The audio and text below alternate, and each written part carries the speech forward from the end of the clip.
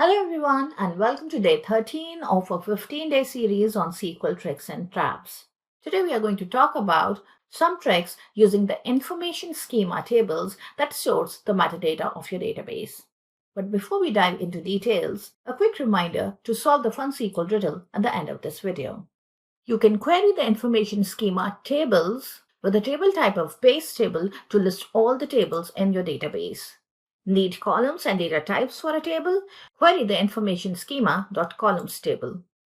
Join between the table constraints and key column usage table to list the primary keys of the corresponding tables. Find tables with a specific column name by querying the information schema.columns table and filtering on the column name. This query will list your database tables which do not have a primary key defined. And this query here is going to find the nullable columns for you in your database tables. Now that you're aware of the benefits of querying the information schema tables, it's time for the SQL riddle. Post your answers in the comments below. If you can get all the 15 answers correct, then you can win free access to one of our SQL online courses. See you in the next video.